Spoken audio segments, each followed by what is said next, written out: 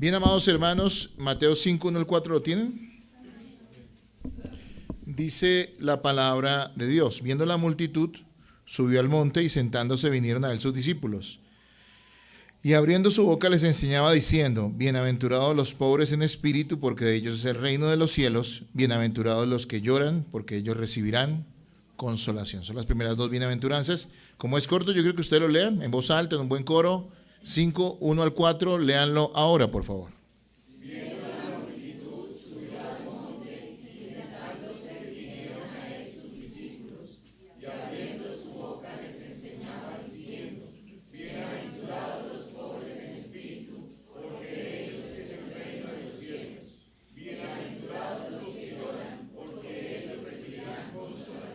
Bienaventurados los pobres en espíritu y los que lloran. Ese es el título de la enseñanza de hoy. ¿Cómo deben ser o cómo deberían ser los discípulos de Jesús? ¿Cómo son? ¿Cómo se ven los discípulos de Jesús? Bueno, la gente tiene muchas ideas en la cabeza, es posible que usted también las tenga.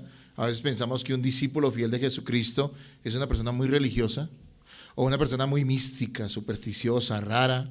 Algunos creen que son la gente más consagrada supuestamente a Dios, a Cristo. Otros creen que el discípulo de Cristo tiene que ser un triunfador, como dicen por ahí, un campeón. Y otros piensan que el discípulo de Jesucristo tiene que ser una persona de cierta forma amargada, como que esa amargura lo hace una persona más santa. Pero ¿qué nos está diciendo Jesús hoy acá? ¿Qué nos está mostrando acerca de los discípulos de Cristo? ¿Cómo son los discípulos de Cristo? Y que quiero que usted hoy esté muy atento para que lo tenga claro en su cabeza y corazón. En resumen, yo diría, como introducción, que el discípulo de Cristo, de acuerdo a lo que vamos a ver hoy, debe ser feliz. El discípulo de Cristo debe ser feliz. Pero debe ser feliz viviendo y haciendo lo que su nueva naturaleza, esa naturaleza renacida que Dios le ha dado, el Espíritu Santo de él, lo inclina a ser lo que él es, ¿sí? Entonces el discípulo de Cristo no es ni un religioso, ni un místico, ni un amargado, ni un triunfador necesariamente en los términos del mundo, sino es un hombre, una mujer feliz por lo que Dios ha hecho de él. Y es algo que yo quiero que todos comprendamos en esta mañana. Como les decía, el Sermón del Monte, que comienza en el capítulo 5, el que estamos iniciando y culmina en el capítulo 7 de Mateo, es el sermón más conocido del mejor predicador de la historia, el mejor predicador que ha existido, y ese predicador es Dios mismo, hecho hombre, el Señor Jesucristo. Las bienaventuranzas son la introducción al Sermón del Monte, y vamos a ver qué son las bienaventuranzas antes de empezar a ver nuestras dos bienaventuranzas del día de hoy. Las bienaventuranzas describen el carácter de los discípulos de Cristo, es decir, de los creyentes renacidos y las recompensas que están aseguradas para ellos. Y yo creo que la pongamos en pantalla, bueno, ya están ahí. Las bienaventuranzas describen el carácter de los discípulos de Cristo, es decir, los creyentes renacidos. Cuando hablo de renacidos, hablo de personas que han nacido de nuevo por la gracia de Dios y el poder del Espíritu Santo, y las recompensas que están aseguradas para ellos. De eso nos van a hablar estas bienaventuranzas, a las cuales, como les dije anteriormente, vamos a dedicar varias semanas a enseñar y a predicar sobre ellas. Entendamos algo muy importante. Estas no son cosas que debamos hacer, sino son cosas que somos, digámoslo en palabras sencillas. No es algo que debamos hacer, sino es algo que somos. Claro, el ser humilde, el ser manso nos va a llevar a actuar de cierta forma, conforme al carácter de Cristo. Pero aquí no está diciendo, no nos está poniendo una cantidad de reglas acerca de lo que debemos hacer para alcanzar la salvación o para estar bien con Dios, sino más bien es lo que son aquellos que son verdaderamente discípulos de Cristo, porque el Espíritu Santo les ha otorgado la fe en Jesús y un nuevo corazón que los lleva a vivir de una manera diferente al mundo. La palabra bienaventurado significa tanto muy dichoso, ¿sí?, feliz. Creo que esa es la definición acostumbrada, ¿no?, que todos conocemos. Bienaventurado es muy feliz, muy dichoso. Es una palabra griega que es makarios, y eso quiere decir muy dichoso, muy feliz, pero también se puede entender que esta palabra también es usada para describir a alguien que es muy bendecido, es decir, bendito. Yo diría que esa palabra bendecido o bendito, que ha sido muy desgastada en la actualidad y que a cualquiera le parece, a cualquiera le dicen que es bendecido y por lo tanto cree que la bendición es cualquier cosa, debería entender y resignificar esa bendición. La persona bendecida es la persona que está en Cristo. La persona que es bendita es la persona que verdaderamente está en la fe de Jesús. Esta felicidad, esta bendición es la satisfacción concedida por Dios a los creyentes. Algo que no es para nada superficial. Aquí no estamos hablando de la alegría que a veces uno escucha en lugares, que todo el mundo está con una música muy contagiosa, muy bien lograda, donde la gente brinca, salta, se ríe y ese es el gozo del Señor. No, ese no es el gozo del Señor. El gozo del Señor es ser bienaventurado porque tiene un nuevo corazón y esto lo lleva a vivir de cierta manera y a ser de cierta manera. Esa es la realidad. Y eso es lo que nos va a mostrar hoy y a lo largo de estas semanas la enseñanza de las bienaventuranzas. Así que, hermanos, estas cosas llevan a las personas a ser benditas, ¿sí? Son benditas, de hecho, por la gracia de Dios en Cristo, y benditos son o por lo que son antes de por lo que hacen. Esto es algo que yo quiero que quede muy claro. O sea, aquí no nos está dando unas reglas o unos pasos para ser una persona más feliz en medio de la humanidad, independientemente de Cristo, o unas reglas para llegar a agradar a Dios. Aquí nos está diciendo, esto es lo que son ustedes si es que ustedes son discípulos de Cristo, si es que ustedes van rumbo al cielo, si es que ustedes realmente tienen fe en Jesús. Esto es lo que son y lo vamos a ver durante estas semanas. Hoy vamos a ver dos: la pobreza en espíritu y el lloro, el clamor verdadero del corazón de un creyente, de una persona que ha nacido de nuevo. Ahora, les aclaro, estas no son tendencias naturales en el ser humano. Nadie relaciona en el mundo la felicidad con la pobreza en espíritu. De hecho, la gente le rehúye a la pobreza, ¿no es cierto? Y cualquier tipo de pobreza. Muchos han definido esto de una manera muy equivocada, muy torcida, como el hecho de que Dios bendice a los pobres del mundo, los pobres materialmente, pero el enfoque aquí no es material, el enfoque aquí es espiritual. Así que, hermanos, esto es algo que todo creyente verdadero tiene que tener claro. Este es nuestro carácter, lo que somos, lo que Dios ha hecho de nosotros. Y por lo que Dios ha hecho en nuestro corazón y las características que Él nos ha dado en nuestro corazón es que nosotros podemos ser muy, muy felices y somos benditos del Señor. Eso es muy importante. Sí, las características descritas aquí no harán feliz a nadie que no haya sido salvado por el Señor Jesucristo. Pero sin duda son de gran satisfacción para aquellos que han renacido por el poder de Dios, aquellos que han experimentado el milagro de la salvación, ¿sí? Como les decía, la pobreza, es decir, la humildad, no va a hacer a nadie feliz en el mundo. Nadie en el mundo quiere llorar, nadie quiere arrepentirse. La mansedumbre, un carácter manso, no es algo que les produzca alegría a las personas incrédulas. Tener hambre y sed de justicia, ese deseo de ser justificados por Dios y de ser santificados, no es algo que la gente del mundo busque. Y tal vez si usted no es cristiano y está aquí hoy, no lo esté buscando, pero Cristo lo puede salvar. Nadie se alegra en sí mismo en ser misericordioso, tal vez en recibir misericordia, pero no en ser misericordioso. Y la pureza no es algo que la gente del mundo esté buscando para ser feliz. Más bien, buscan su felicidad y sus placeres alejados de la pureza, en todo lo que sea impuro y pecaminoso. Mucho menos, como lo vamos a ver en las bienaventuranzas, alguien asocia en el mundo la felicidad con la persecución, con ser perseguido por causa de Cristo. Pero, y aquí tenemos que poner ese pero grande, para los cristianos sí es razón de satisfacción. No que no se sufran estas cosas a veces, pero sí es un motivo grande de satisfacción como hijos de Dios. Empiécese a analizar usted, empiece a ver su vida, si esto realmente es así en su corazón. Versículos 1 y 2, si ustedes saben que usamos la Biblia, por favor léanlo en este momento. ¿Qué dice?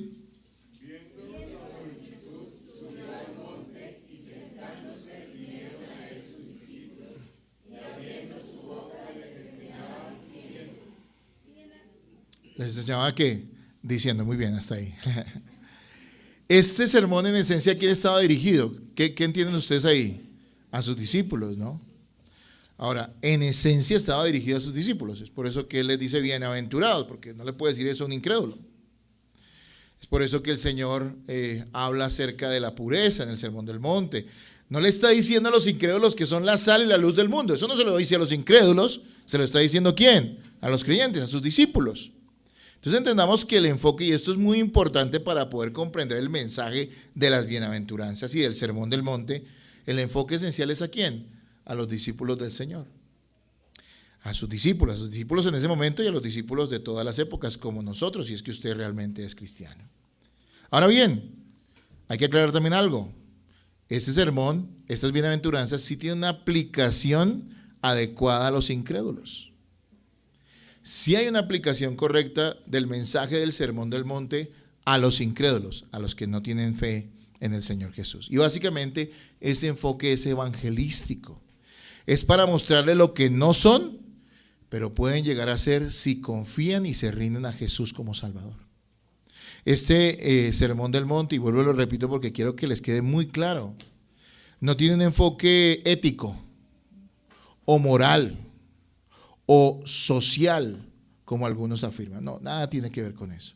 Esto está dirigido a discípulos y se puede aplicar a incrédulos para que por la gracia de Dios se conviertan en discípulos de Cristo. Amén. Entonces entremos en materia, hermanos. Veamos las primeras dos bendiciones que Dios otorga a sus discípulos para que sean eternamente felices. Las dos primeras bendiciones que Dios otorga a sus discípulos para que sean eternamente felices. La primera, la bienaventuranza acerca de la pobreza en espíritu, y la segunda, la bienaventuranza acerca de llorar. Versículo 3, vamos con el primer punto y es la primera bienaventuranza. Bienaventurados los que no son nada, los que no son nadie, perdón, y nada tienen. ¿Por qué no leen nuevamente el versículo 3? Léanlo ahora.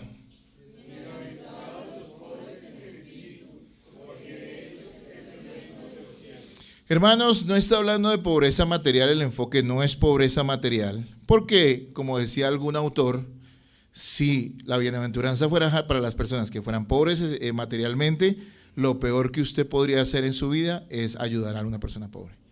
Es mejor dejarla que sea pobre para que sea bienaventurada, pero eso no está diciendo el Señor. Aquí el enfoque es la pobreza espiritual, en espíritu, no material. Básicamente lo que está diciendo el Señor es que son benditos y deben ser muy dichosos los que reconocen con humildad que no tienen nada que ofrecer a Dios. Si hay algo que nos avergüencia a nosotros como seres humanos, es vernos en una situación donde estemos necesitados, bien necesitados, y estemos urgidos de la ayuda en cualquier sentido de las demás personas. Eso nos avergüenza, ¿no es cierto? Naturalmente. Hay personas que prefieren aguantar hambre antes que pedirle una ayuda a alguien. A veces nos ha pasado hasta en la iglesia, hermanos. Hay un hermano que pasa alguna necesidad y uno le dice, hermano, pero ¿por qué no nos pidió ayuda? O aquí hay mercados, podemos conseguir mercado. No, hermano, no, me da vergüenza. Bueno, entiendo que es natural, no lo estoy condenando por eso, pero no debe ser así, debemos ser humildes. No nos gusta ser necesitados. Nos gusta tener para dar, pero no nos gusta recibir. No nos gusta que la gente diga, mire, usted necesita, le doy. Esa es la tendencia natural del ser humano. Pero noten algo, el Señor está diciendo, si no eres un necesitado y lo reconoces, no vas a ir al cielo. Así de sencillo. ¿Qué impide a los hombres venir a Cristo para salvación? Es una pregunta. ¿Qué es lo que impide a los hombres venir a Cristo para salvación, a los seres humanos? Bueno, hermanos, fundamentalmente lo que les impide el venir a Cristo para salvación es su orgullo y su autosuficiencia. Es un terrible pecado que está metido en el corazón de todos los seres humanos. El orgullo y la autosuficiencia. Y el que piense que no es orgulloso, pregúntale a los demás. El que piense que no es orgulloso, es posible que en su vida no se manifiesten ciertas actitudes orgullosas, pero no quiere decir que usted no sea un orgulloso. Porque Cristo nos rescata del orgullo, ¿sabían eso? El orgullo y la autosuficiencia impide que las personas vengan a Cristo para ser salvadas. ¿Sabe qué piensa la gente y qué te piensa tal vez usted? Creo que usted tiene en sí mismo los méritos o el derecho de acercarse a Dios. A mí me causa dolor ver personas que no tienen a Cristo y están tan confiadas de estar con Dios. En estos días me encontré con una señora que hace rato no veía. Sabe que soy pastor. No tuve la oportunidad de compartir mucho con ella. Simplemente estábamos en una droguería, yo entrando y ella saliendo. Me preguntó, pastor, ¿cómo está usted? Le dije, pues bien. Y me dijo, es que los que estamos con el Señor somos muy bendecidos. Y se fue. Y yo sé que esa señora no tiene nada de Cristo, ni le interesa a Dios. Pero ella cree que Dios está con ella. Como algunos tal vez de ustedes aquí hoy, que aún no conocen a Cristo, creen que Dios está con ustedes. Eso es orgullo, eso es riqueza de la cual, ese es el tipo de riqueza que nos va a alejar de Cristo y de la eternidad al lado de Él. Porque pensamos que nosotros no somos tan malos, pero yo qué mal le he hecho a alguien. O algunos dicen, pero eso es lo que todo el mundo hace. O sea, es decir, yo no estoy rompiendo el estándar. Sí, soy pecador, pero como todos los demás. O algunos dicen que tienen el derecho a acercarse a Dios. Es que somos hijos de Dios y tú no eres hijo de Dios si no eres creyente. Como lo explicamos hace 8 días. No. Esa es la riqueza. El cielo no es para los ricos, pero no necesariamente los ricos materiales, los que tienen dinero. El cielo no es para los ricos en espíritu, aquellos que consideran que tienen lo suficiente o que no han hecho algo tan grave como para que Dios no tenga la obligación de llevarlos al cielo. Todavía hay gente que piensa que para ir al cielo hay que tener una balanza, ¿no? Que Dios va a pesar las buenas acciones y las malas acciones. Y si las buenas acciones pesan más, entonces usted va a ir al cielo. Pero si las malas acciones pesan más, va a ir al infierno. ¿Saben cómo se llama eso? Paganismo. Eso era lo que creían todas las culturas paganas de la antigüedad. Los egipcios creían eso. Los católicos creen eso. Discúlpeme, los católicos creen eso. Que si sus acciones buenas, sí hay que tener fe en Cristo. Pero si las acciones buenas pesan más, usted va a ir de pronto al purgatorio menos tiempo. Hermanos, hay riquezas que reemplazan a Cristo en el corazón del hombre. Y escúcheme usted, que está aquí y no es creyente. Su corazón está lleno de riquezas que no son simplemente, sino miserias que usted abraza y cree que le dan sentido a su vida. Pero ustedes, como decía el Señor a esta iglesia en Apocalipsis, ¿se acuerdan? Tú crees que eres mucho, pero solo eres ciega, pobre, miserable, desnuda. Miren, hay una riqueza que es la riqueza religiosa, donde la gente piensa que puede ayudarle a Dios. Sí, Señor, yo creo en Cristo, pero a mí me toca poner mi parte porque si no, no es que la Biblia dice ayúdate que yo te ayudaré. Algunos todavía creen que eso dice la Biblia no dice eso. Yo no le digo para que por lo menos hoy aprenda eso. Algunos dicen, no, es que esa es la riqueza religiosa. Y eso pasa tanto en el catolicismo como en las religiones paganas, como también tengo que advertirle, pasa en muchas iglesias evangélicas, donde aunque no te lo digan de frente, te están presionando, te están poniendo una cantidad de cargas, sugiriéndote que si no haces esas cosas, que si no cumples con esa visión, que si no tienes esas reglas cumplidas, entonces no, vas a perder la salvación o no vas a ir al cielo, porque es que, hermanos, esa es la riqueza religiosa que muchos abrazan y que los va a llevar al infierno. Entonces le preguntas a un religioso si él va a ir al cielo. Y asumirá que en muchos asumirán que sí, simplemente por lo que han hecho o lo que han dejado de hacer según ellos. Pero la Biblia dice de principio a fin que somos pecadores completamente necesitados. Hay otra riqueza, es la riqueza moral. Esas personas que piensan que es suficiente comportarse correctamente para ir al cielo. Hay personas que piensan, muchas personas piensan, mire, yo no voy a la iglesia, yo no soy de iglesia, yo no soy allá como de estar orando o de leyendo la Biblia, pero yo me porto bien. Esa es la riqueza que los va a llevar al infierno. Porque ellos están confiando no en Cristo, sino en lo que hacen o dejan de hacer. Lo chistoso es que esas obras morales que ellos piensan que son tan buenas delante de Dios, simplemente son miseria delante de Dios porque los aleja de Él. Hay unos que dicen, pero yo soy responsable con mis hijos y a ver, ¿qué hago? ¿Lo aplaudo? Si sus hijos vinieron a este mundo, a usted le toca ser responsable con ellos. Que sus hijos lo reconozcan, pues es justo. De hecho, la Biblia dice que deben honrar a ¿qué? A padre y a madre, es un mandato, pero no es algo que nosotros tengamos que sacar allí en nuestra cuenta y decir, Dios, fui responsable, entonces yo tengo que ir al cielo. No va a pasar.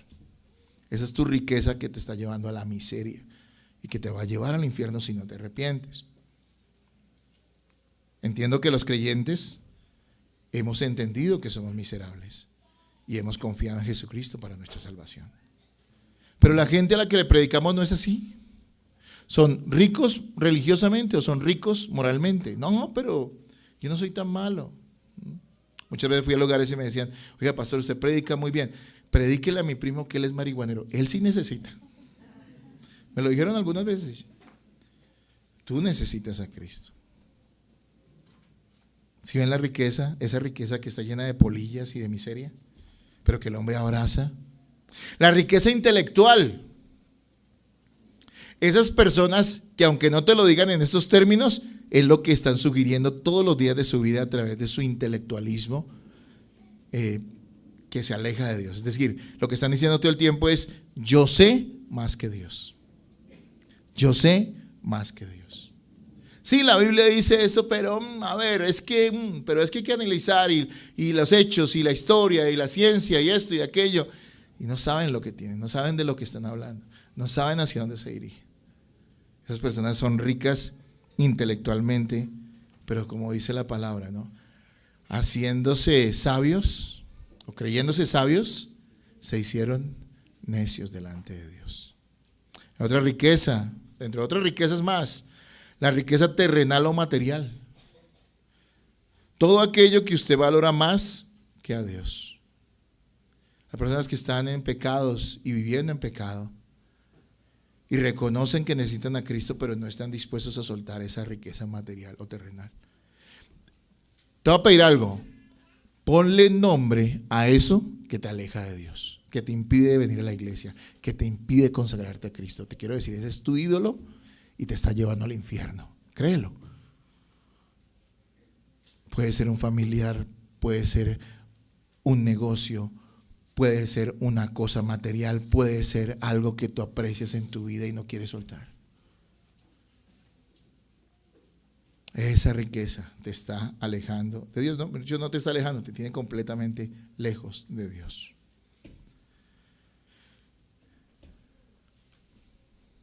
Todos nosotros, naturalmente, somos ricos en miseria, ricos en pecado, ricos en orgullo, ricos en autosuficiencia. Pero la Biblia dice aquí que son bienaventurados los que son pobres, pobres en espíritu.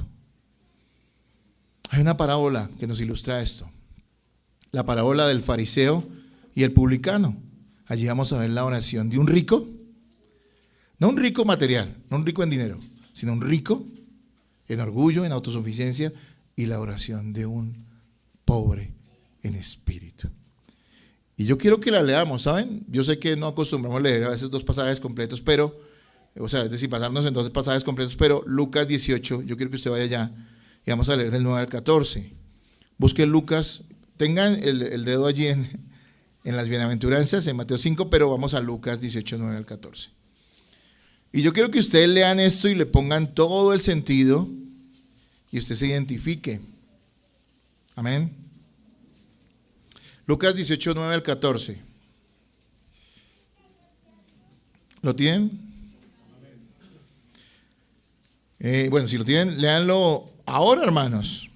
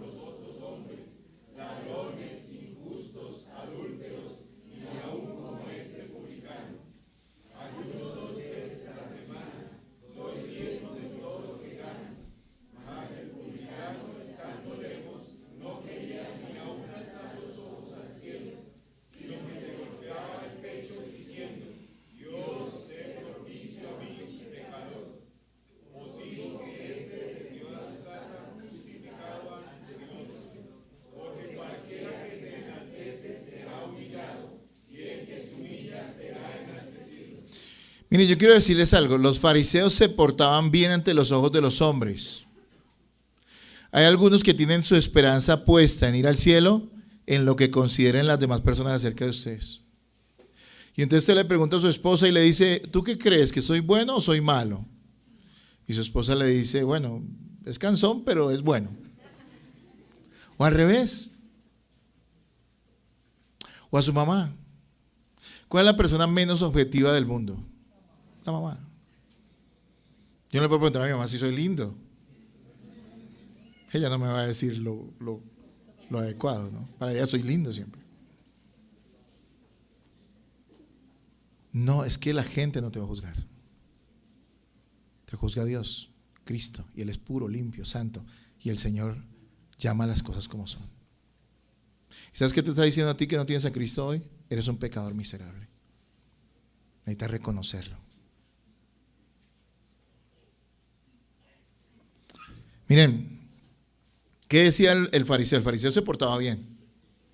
Si le hubieran preguntado al pueblo judío de esa época quiénes iban al cielo, ellos dijeran, yo creo que primero los fariseos porque son los que mejor cumplen la ley. Aparentemente. Eran muy religiosos, y eran muy éticos, y eran muy morales. Un fariseo no era el que te engañaba, era el que por temor a la ley y por querer ser un mejor fariseo, mejor judío, hacía las cosas correctamente, pero las hacía con el corazón equivocado. Y mire lo que hace el fariseo. Dice, el fariseo puesto en pie, oraba consigo mismo de esta manera: Dios, te doy gracias porque no soy como los otros hombres. O sea, yo estoy en un nivel superior. A veces hay personas que dentro del mundo cristiano oran cosas parecidas, ¿no? Esos que reclaman, esos que le exigen a Dios. Me parece que están completamente relacionados con este tipo de oración diabólica. Este hombre decía, gracias Señor porque no soy como estos hombres. Yo hago bien, y ahí dice más adelante, no, doy diezmos, hago esto, hago aquello, me porto bien. ¿Qué nos dice la Biblia que estaba haciendo Dios con él? No lo estaba justificando. Este hombre era rico, rico en sus obras, rico en su justicia propia, rico en lo que le parecía a él que estaba bien. Sin embargo, la Biblia nos dice que el pobre espiritual comprende que delante de Dios solo es un pecador perdido, que no tiene nada que ofrecerle y que depende solo de la gracia divina en Cristo para ser perdonado. El gran autor Pink decía lo siguiente: ser pobre en espíritu es darse cuenta de que no tengo nada, que no soy nada, que no puedo hacer nada y que necesito todas las cosas. Es decir, soy un necesitado. Te pregunto, ¿tú te has dado cuenta de eso? El publicano. Quiero decirles que el publicano era la persona más odiada, una de las personas más odiadas dentro de la nación judía. Si los fariseos eran respetados porque eran unos grandes religiosos, que igual Jesús condenó porque ellos eran tan buenos que no necesitaron nunca a Cristo, y eso los llevó al infierno. El publicano era una persona que era odiada por el pueblo. ¿Por qué? Porque básicamente eran personas vendidas al imperio que tenía sometido a la nación judía, al imperio romano, y les cobraban impuestos. Y muchos de ellos eran usureros, ladrones. Entonces nadie los quería, a los publicanos. Pero miren ese publicano. ¿Qué dice el publicano? Él reconoce que no tiene nada. El versículo 13 dice, mas el publicano, estando lejos, no quería ni aún alzar los ojos al cielo, sino que se golpeaba el pecho diciendo, Dios, sé propicio a mi pecador. Es decir, Dios, ten misericordia de mí. Eso ha pasado en tu vida. Puedes llevar años en la iglesia. Eso no te garantiza que tú seas una persona que tiene una riqueza equivocada, una riqueza apolillada. Hay personas que confían, pero yo años en la iglesia yendo, pero te has reconocido tu miseria espiritual, porque entonces tu riqueza es ir a la iglesia. ¿El cristiano tiene que ir a la iglesia? Claro, Es un mandato y es una bendición y es una alegría para el cristiano, pero después de que ha reconocido su miseria espiritual. Antes no. Los ricos no tienen que ir a la iglesia, ¿por qué? Dicen, no, pero yo para qué eso, para estar metido tanto en la iglesia. Si yo tengo mi relación con Dios, dicen los sinvergüenzas. Ya aquí también tengo comunión con Dios en mi casa ya. No, hermanos. Pongamos en pantalla una pequeña definición, digámoslo, muy breve, acerca de lo que es ser pobre de espíritu. La persona pobre en espíritu es aquella que, y aclaro esto, por la gracia de Dios, eso no es algo que esté en ella, es algo que Dios le da. La persona pobre en espíritu es aquella que, por la gracia de Dios, reconoce que no puede confiar en sí misma y que debe confiar y depender totalmente de Dios. Vuelvo y lo leo. La persona pobre en espíritu es aquella que, por la gracia de Dios, reconoce que no puede confiar en sí misma y que debe confiar y depender totalmente de Dios. Pero hermanos, hay que aclarar esto. Si usted sale a la calle y le pregunta a cualquier persona, ¿usted confía en Dios? Ay, yo confío en Dios tremendamente. Pero ellos no están confiando en Dios. Porque si confiaran en Dios, lo primero que harían es obedecerle. ¿No ve que la obediencia es un acto de fe? Cuando yo reconozco que yo no puedo hacer nada para agradar a Dios, que todos mis esfuerzos siempre me van a llevar al infierno, que mi buena conducta, que las cosas que creo que son méritos delante de Dios o algún tipo de derecho que yo crea tener para exigirle a Dios algo, son simplemente mentiras y falsedades, y que no puedo confiar en esas cosas que yo soy o que yo puedo hacer, entonces confío en Jesús.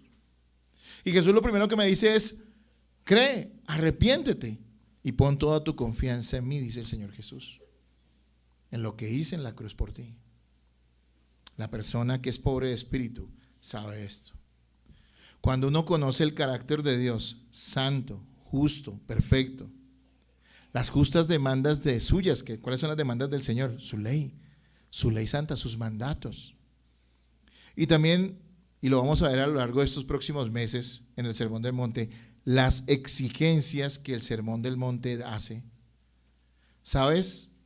Que cuando reconoces estas cosas no puedes hacer nada. Yo no puedo agradar a Dios. Todavía hay personas diciendo, pero es que yo quiero ser mejor, yo quiero ser un mejor cristiano. Pero lo primero, ¿te has rendido? ¿Has entendido que tú no lo puedes? Y que es la gracia de Dios en ti a través de Cristo que lo puede hacer. En ese momento es cuando la mente y el corazón de quienes Dios hace conscientes de su pobreza se rinden confiando su vida a Cristo, muriendo a su orgullo. Como Saulo, ¿no? Siempre me gusta recordar ese aspecto porque me parece fascinante. Saulo, el perseguidor de la iglesia, un hombre inflamado de orgullo, no creo que haya otra expresión. Él era inflamado de orgullo porque era un gran judío, un gran religioso, un tipo muy moral, muy correcto, tan correcto que creía que tenía la obligación de ir a perseguir a aquellos que no confiaban en su religión, sino en Jesucristo. Y se va a perseguirlos. No le bastó perseguirlos en la tierra de la tierra judía, pidió cartas para ir a perseguirlos a otra ciudad, a Damasco, aparte de la nación judía, o de la Palestina, de la región judía. Yendo camino a Damasco se encuentra ¿con quién? Con el Señor Jesús. Y lo que hace el Señor Jesús es algo muy significativo. Dice que lo arrojó en tierra. El hombre quedó ciego inicialmente. Y este hombre inflamado que odiaba a Jesús con todo su corazón y a los que lo seguían, en un instante se para y dice algo fascinante. Nunca se me olvida. Señor, ¿qué quieres que yo haga? ¿Ha pasado eso en tu vida? Hay gente negociando. Sí, yo voy a la iglesia, pero tampoco. Sí, yo creo en Cristo, pero tampoco. Tú entiendes que tú no tienes a Cristo, que tú estás negociando con quien no puedes negociar, porque el Señor te exige todo o nada. Uno no puede ser medio cristiano, ¿es creyente o no lo es? Y para ser creyente hay que ser pobre en espíritu y reconocer que uno no tiene nada que ofrecerle a Dios, que no puede confiar en nada en sí mismo. Todos los que pertenecen a Cristo y tienen vida eterna son pobres en espíritu. Todos los que pertenecen a Cristo y tienen vida eterna son pobres en espíritu. Eso es lo que nos dicen las bienaventuranzas. Porque Jesús está diciendo que esos son los que van al cielo. Jesús está diciendo algo claro. Si no eres pobre en espíritu, no heredarás el reino de los cielos. Él lo dice de manera positiva, pero la diferencia también es negativa. Los pobres heredarán el reino de los cielos. Irán al reino de los cielos. Los que son ricos en sus propios argumentos, en orgullo y autosuficiencia, no irán.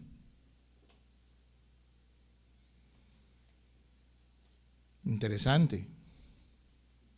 Todos los que pertenecen a Cristo y van rumbo al cielo han reconocido que son pecadores, han reconocido su ruina espiritual y son ahora humildes de corazón. Todos. Hermano amado, hijo de Dios, tú que has confiado en Jesucristo, ¿tú eres humilde de corazón? Te pregunto. No de acuerdo a tus criterios, sino a los de la Escritura. Ahora yo aclaro algo. Todos seguimos siendo tentados por el orgullo, todos los cristianos. Y luchamos y a veces caemos en ciertas actitudes orgullosas, claro que sí. Pero en esencia tenemos un corazón regenerado, renacido, que siempre tendrá presente que nunca ha merecido nada y que todo es un regalo de Dios. Se llama gracia. ¿Sabe qué pasa cuando uno es cristiano? Cuando uno ha nacido de nuevo. Yo sé que a ustedes les pasa, bueno, los que son creyentes, que no importa qué suceda en su vida, usted está agradecido. ¿Sí le pasa? No importa qué suceda, qué circunstancia pase, qué dolor tenga, qué pérdida haya tenido, qué oportunidad se le haya ido de las manos. Usted siempre está ¿qué? Agradecido.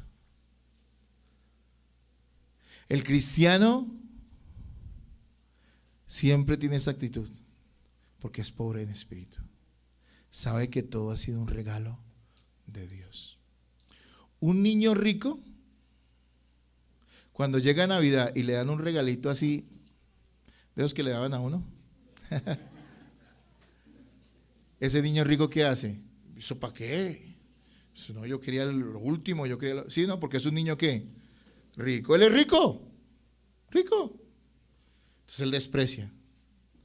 Pero si un niño muy pobre que no tiene ni para comer, tú le regalas en una Navidad un plato de comida, ¿qué hace ese niño? Así sea la comida más simple. ¿Qué hace ese niño? ¿Qué hace? Agradece. Gracias por quitar mi hambre. ¿Te ha pasado eso a ti? Tú me dices que eres cristiano y vives quejándote. Por favor, no es así. Somos tentados. A mí también me pasa, a veces soy tentado a quejarme. Pero no dice, todo es ganancia. Así me muera hoy, ya Cristo me salvó. ¿Qué puedo perder? Por eso Pablo decía, para mí el vivir es Cristo, pero el morir es ¿qué? ¿Usted cree que un incrédulo puede decir eso? No, morir es su desgracia, no es su ganancia. Pero el creyente sabe que vive agradecido. Como decían por ahí, el creyente siempre sabe, el creyente sabe que siempre pudo haber sido peor. Estoy enfermo, me duele por acá, pero Señor, gracias porque por lo menos es solamente acá. El creyente dice, tengo esta dificultad, pero sabe que esas dificultades lo van a guiar a Cristo. Siempre sabe que pudo ser peor. Hermanos, esta humildad y dependencia divina lleva al creyente a confiar en su Señor obedeciéndole, usando los medios de gracia y reconociendo su necesidad también de la iglesia. Hablamos de autosuficiencia y hay personas que dicen, no, pues yo no necesito la iglesia para crecer como cristiano. Se está engañando. Miren que él no es un pobre en espíritu y de acuerdo a lo que dice la Escritura, no va rumbo al cielo. Porque no es que ir a la iglesia o involucrarse con la iglesia lo salve, no. Pero es que es la primera señal de que verdaderamente ha reconocido su pobreza espiritual y de que ha confiado en Jesús. Cuando tú te encuentras en medio de este mundo solo porque sabes que ahora crees en Cristo y con los que antes andabas y los que antes estaban de acuerdo contigo en todas tus cuestiones pecaminosas, ya no puedes estar con ellos, ya no puedes participar de esas cosas, ¿qué haces tú? Yo pues solo no me puedo quedar, necesito ¿qué? Unirme a aquellos que también son pobres de espíritu. en espíritu. Me fascina. Las últimas palabras que encontraron escritas del reformador Lutero antes de morir, ¿cuáles fueron?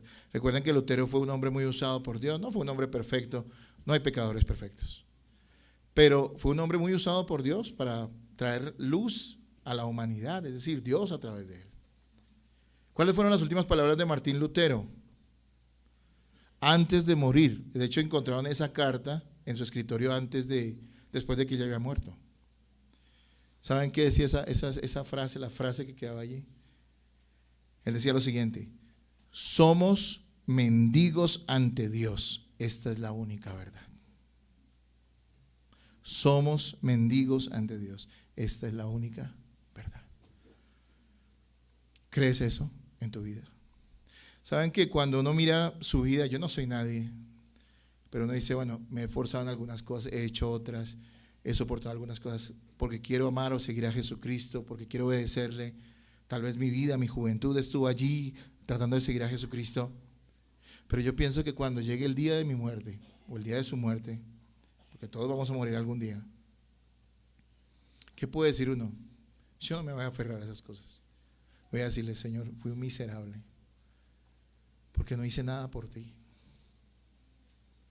Sí, la gente podrá decir muchas cosas, pero yo soy un miserable. Y hasta ahora, en la hora de mi muerte, solo acudo a ti. Porque no voy a ser salvo por una predicación que haya dado, o por 1000 predicaciones que haya dado, o por 500 personas que se hayan convertido a Cristo por causa de la predicación, o porque haya negado cosas. No, no va a ser así. Eso no cuenta. Eso no es nada. Es solo por tu gracia. Y es solo por Cristo. La riqueza mía no está en mí, está en Cristo. Y eso es lo que tú tienes que pensar, hermano. ¿Qué dice allí?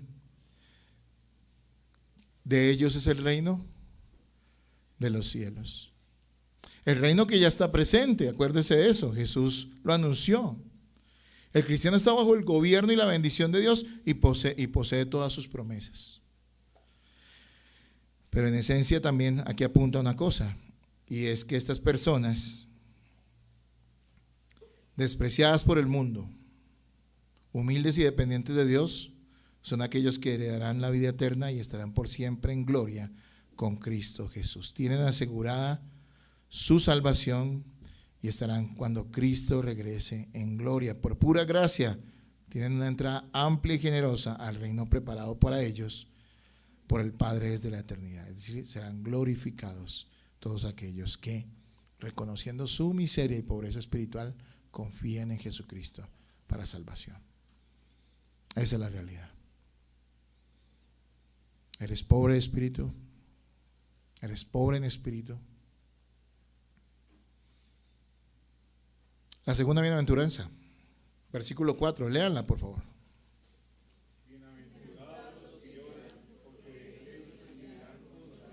Otra vez, hermanos, es tan cortico que otra vez.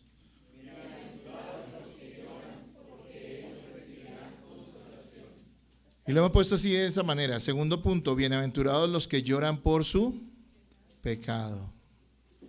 Aquí la palabra no está diciendo que todos los que lloran serán consolados por el Señor, porque mucho del llanto del pecador es un llanto pecaminoso, por orgullo, ¿no es cierto? Por vanidad. No está hablando de eso. Aquella persona que reconoce su pobreza espiritual también se lamenta por ser un pecador y le duele haber vivido ofendiendo a Dios, arrepintiéndose de ello. Aquella persona que reconoce su pobreza espiritual también se lamenta por ser un pecador y le duele haber vivido ofendiendo a Dios, arrepintiéndose de ello. Escuche, algo que usted no puede hacer con las bienaventuranzas es segmentarlas, es decir, a ver, yo soy pobre de espíritu, pero eso de llorón no tanto. No, porque resulta que aquí está describiendo el carácter de los que son salvados, de los que son creyentes. Todas las bienaventuranzas están sobre nuestra vida si Cristo es nuestro Salvador. ¿Qué pasa cuando una persona realmente es consciente de su condición espiritual delante de Dios? ¿Y cuál es esa condición espiritual delante de Dios? De condenación. Es un pecador. ¿Qué hace esa persona? Se lamenta y se aflige profundamente.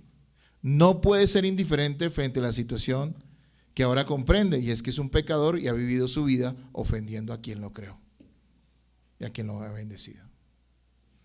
Esa es la realidad. David en su salmo de arrepentimiento, el Salmo 51, muy conocido, dice así en el versículo 8: hazme oír gozo y alegría, y se recrearán los huesos que has abatido. Mientras David ocultó su pecado y no se arrepintió de él, él describe esto como los huesos abatidos. Hay una profunda pena en su ser, y lo hubo después por causa también del arrepentimiento. Entendió el mal que estaba haciendo y se arrepintió, y eso produjo un dolor en su corazón. Y escúcheme esto: muchas personas reconocen que son pecadoras y que han hecho lo malo delante de Dios. Si usted sale a la calle y le pregunta a cualquier persona si es pecadora, le va a decir que sí, que pues claro, pues no es que no somos perfectos, le van a decir a uno. El problema es que ellos no entienden qué significa ser pecador, lo grave que es eso. Muchas personas reconocen que son pecadoras y que han hecho lo malo delante de Dios, pero realmente no les importa, no les duele, no hacen nada al respecto. Estamos llenos de personas que reconocen que lo que hacen está mal, pero no hacen nada al respecto. No corrigen su vida, no le dan la espalda al pecado. ¿Y saben por qué? Porque no ven la gravedad de su pecado, no lamentan su pecado y no les duele su pecado. Es por eso que la salvación es una obra milagrosa de Dios. Nosotros podríamos ser instruidos y entrenados para tratar de convencer a las personas sobre ciertas verdades bíblicas. No necesariamente está mal, pero allí no hay conversión.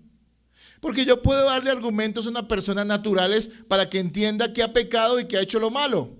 Y podría reconocerlo. Hasta los que son ateos reconocen que hay cosas que están mal. Tienen un código moral en su interior, porque aunque ellos nieguen a Dios, Dios igual ha puesto la ley suya en sus corazones.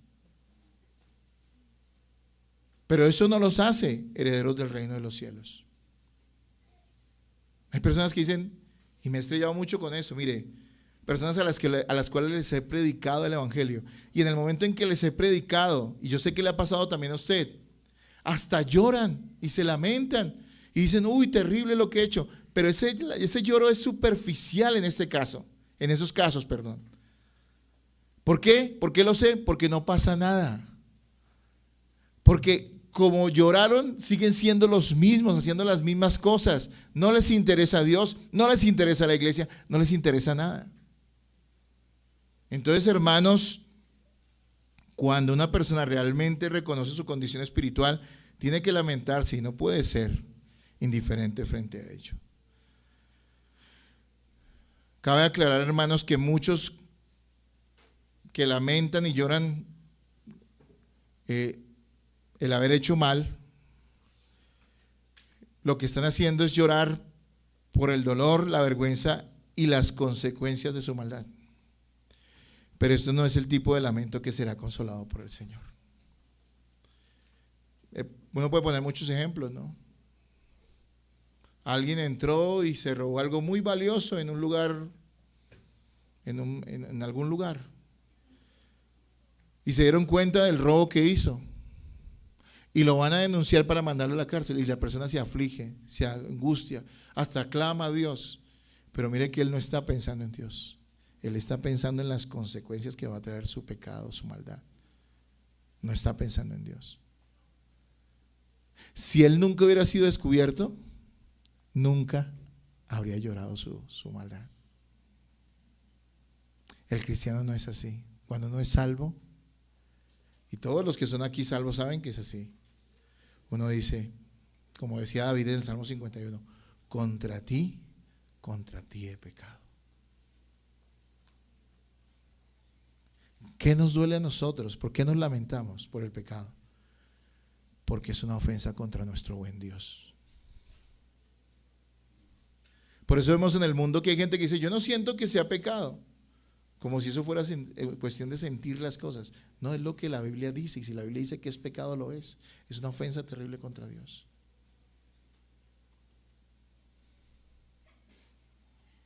encontramos la parejita de novios, muchachos jóvenes que se acuestan y tienen relaciones sexuales y uno se acerca a ellos y dicen, pero nos amamos. Nos amamos. Cuando la Biblia dice que esa no es la forma de mostrar amor, sino es a través de ¿qué? Del matrimonio. Si ven que no se están arrepintiendo, si ven que están normalizando su pecado. Pero el cristiano dice, soy pecador y he ofendido a Dios y eso me duele. Aunque nadie en este mundo se dé cuenta de lo malo que hice, aunque nadie y no venga ninguna consecuencia por el mal que hice, me duele en el alma y en el corazón. Porque, oh Dios santo y poderoso, mi juez y mi Señor, a ti he ofendido con mi pecado. ¿Eso ha pasado en tu vida? Y sigue pasando en tu vida. A eso se refiere el Señor con el lloro acá. Ese lamento profundo del corazón, que no se mide en mililitros de lágrimas necesariamente, sino en realmente un dolor del corazón por haberle fallado a Dios. Es un dolor intenso en nuestro corazón cuando sabemos y reconocemos que es así. No todo el mundo va a ser consolado por Dios. Cualquier lloro pecaminoso no va a ser consolado por Dios. Las personas en el infierno, ¿qué dice la Biblia que hay en el infierno? Lloro y crujir de dientes. Y ellos no van a ser consolados por el Señor, porque su lloro es de rebeldía. Crujir de dientes es que dolor, pero a la vez rabia. ¿Contra quién? Contra Dios.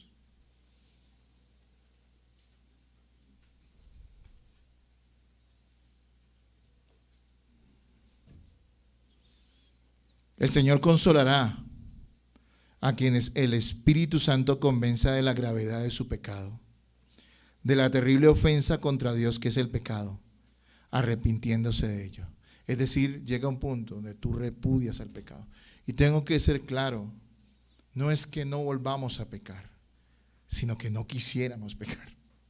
¿Es así? ¿Cuántas veces caemos en ciertos pecados y decimos, Dios, me duele, he luchado con esto, parece que fracaso siempre, pero Señor, yo no lo acepto?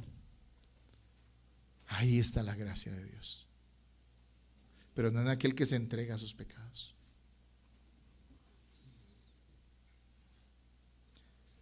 La confesión nos decía, la frase que hicimos para resumir el capítulo de la confesión que hablaba acerca del arrepentimiento, dice, el arrepentimiento es un dolor sincero por el pecado, una renuncia a él y un compromiso de abandonarlo sinceramente, ¿no? Y de vivir en obediencia a Cristo.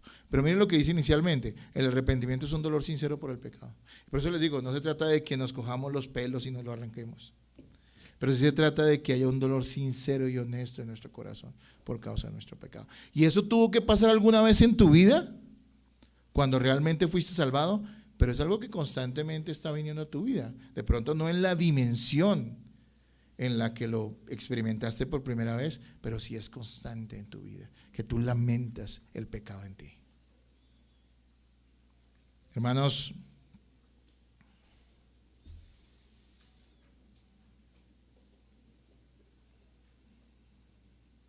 el arrepentimiento, el genuino arrepentimiento no depende de las emociones, pero afecta a las emociones. O sea, no depende de las emociones, pero afecta a las emociones, ¿sí? Así como cuando usted realmente está feliz, pero usted dice está serio y qué ha acontecido, usted estoy feliz. ¿Usted le cree? Dice no. Como cuando Colombia hace un gol en un mundial, una cosa loca, no sé por qué nos alegramos por eso, pero le pasa a uno, a mí me ha pasado, cuando menos piensa está brincando en una pata, ¿sí? Y dice, bueno, pero ¿por qué? Bueno, es una alegría, no lo podemos contener. Cuando hay dolor por el pecado tampoco se puede contener. Yo les digo, no es ponerle una serie de pautas, es que usted tiene que llorar tanto, tiene que darse tantos golpes de pecho, tiene que experimentar tales cosas. No, es algo que usted lo sabe en su corazón. que ese dolor verdadero por causa del pecado. Miren el publicano, y lo voy a leer en una versión un poco más actualizada del lenguaje, dice: pero el cobrador de impuestos se quedó a la distancia y ni siquiera se atrevía a levantar la mirada al cielo mientras oraba. En cambio, golpeó su pecho en señal de dolor mientras decía: oh Dios, ten compasión de mí porque soy un pecador. ¿Cómo puede leer uno eso sin pensar en una persona completamente abatida por su pecado? Dice que ni siquiera se atrevía a levantar las manos, los ojos al cielo, y se daba golpe de pecho, no como lo hacen a veces la gente religiosa y que se golpea. No, realmente decía: yo soy culpable, tú eres justo, tú eres santo y yo soy un pecador. ¿Ha pasado eso en tu vida? ¿Ha pasado, pasa en tu vida?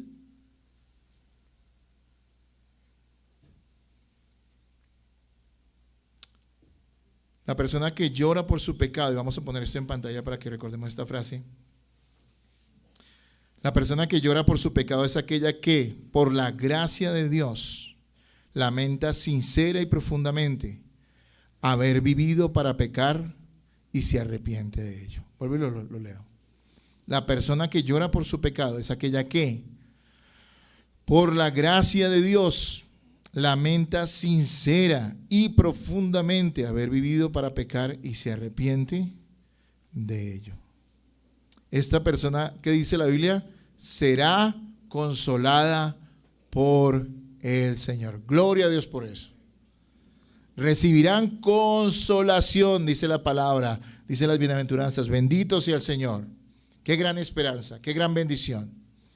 ¿Y cómo recibirá esta persona consolación? Lo primero que se me viene a la cabeza: al recibir perdón de parte del Señor. Porque cuando una persona es pobre en espíritu y reconoce su miseria espiritual y su dependencia total de la gracia de Dios en Jesucristo, y cuando una persona lamenta su pecado, haber ofendido a Dios, haber transgredido su santa ley, y confía en Jesucristo para salvación, esa persona recibe perdón. Ya no está bajo condenación, ahora es libre de condenación, es un hijo de Dios. Y la prueba es que esto que acaba de suceder en su vida es muestra de que el Espíritu Santo vive en él, porque si el Espíritu Santo no estuviera en su vida, él ni se consideraría pobre en espíritu, ni lamentaría con lloro su pecado. Entonces recibe consolación al saber que es que perdonado. Amén. También aquel que lamenta su pecado y confía en Cristo recibe consolación al recibir ayuda en medio de la aflicción. El Señor ayudará a sus hijos, aquellos que tienen esta humildad que ha sido dada por Él. ¿Y sabe cómo lo va a hacer? En los momentos de aflicción, en muchas ocasiones nos librará de sus aflicciones. ¿Cuántas veces usted ha estado en aflicciones y el Señor ha disipado, ha quitado esas aflicciones? Gloria a Dios por eso. Pero en otras ocasiones, el Señor lo que va a hacer es darnos fortaleza para afrontar esas aflicciones. Y también allí recibiremos consolación. No siempre seremos librados, pero siempre seremos fortalecidos en la fe de Cristo para afrontar esas dificultades. Pero el enfoque más grande de la consolación es ser consolado eternamente en gloria. En gloria. Aquí habrá muchas razones para lamentarnos y llorar santamente como hijos de Dios. Pero en el cielo no habrá lágrimas. Dice Apocalipsis 21:4: enjugará Dios toda lágrima de los ojos de ellos, y ya no habrá muerte, ni habrá más llanto, ni clamor, ni dolor, porque las primeras cosas pasaron. Allá en la gloria, en el cielo, no habrá lamento, porque no habrá pecado, y no habrá nada que llorar, porque no habrá pecado. Hermanos, el lamento y las lágrimas son parte de la vida del cristiano, del trato de Dios con nosotros. Lloramos por nuestro pecado, lloramos en ocasiones por las pruebas que nos vienen, y en otras ocasiones por el pecado de los otros. El cristiano renacido le sigue doliendo pecar. Es decir, vuelvo y les digo, hemos sido librados de la condenación del pecado, pero no de la presencia del pecado en nuestra vida todavía. Eso será el día de nuestra resurrección. Pero amados hermanos, el cristiano sigue siendo sensible frente a la maldad que comete. Le duele. Pero esto lo lleva a depender más de la gracia de Dios y no alejarse de Él. Hay personas que dicen, no, es que yo no puedo vivir como un cristiano. Yo mejor no vuelvo a la iglesia. Eso pareciera muy honesto, pero es la peor de todas las deshonestidades. Esa persona lo que le está diciendo a Dios es, Dios, tú no puedes conmigo. Tu gracia no es suficiente. Está pecando aún más.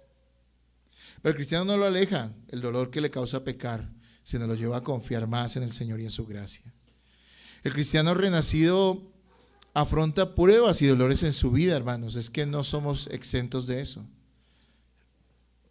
Pero comprende que estas pruebas y estos dolores en su vida, estas calamidades en su vida en ocasiones, son parte de un proceso de santificación que Dios está obrando en su vida, y el cristiano halla valor y consuelo en Dios y en Cristo para afrontar estas pruebas y estas dificultades. Y también saben qué pasa con el cristiano renacido, por qué llora también, por qué se lamenta, le aflige el pecado de otros. ¿En qué sentido? En que siente compasión, ora por ellos y les comparte la palabra. Es sensible frente a la ceguera espiritual de las demás personas. Yo sé que en ocasiones ciertas cosas que hacen ciertos grupos, entre comillas, cristianos, muy alocados, o lo que hace el mundo, en ocasiones es motivo de risa y porque son ridículos, ¿no? Y uno entiende que es así, pero la verdad, superando ese momento de risa y de burla, nosotros todos deberíamos sentir un gran dolor por esas personas. Porque nosotros no somos mejores que ellos. Simplemente la gracia de Dios nos hizo entender la verdad, la sana doctrina. Pero nosotros podríamos estar allí. A esta hora de un domingo en la mañana, Jonaín Arias podría ser un predicador de la prosperidad. O podría ser un predicador legalista. O podría ser un predicador de cualquier otra falsedad, de cualquier secta. ¿Por qué estoy ante ustedes hoy predicándole la escritura? ¿Porque yo soy algo? No. Simplemente Dios tuvo gracia de mí. Yo no soy nadie.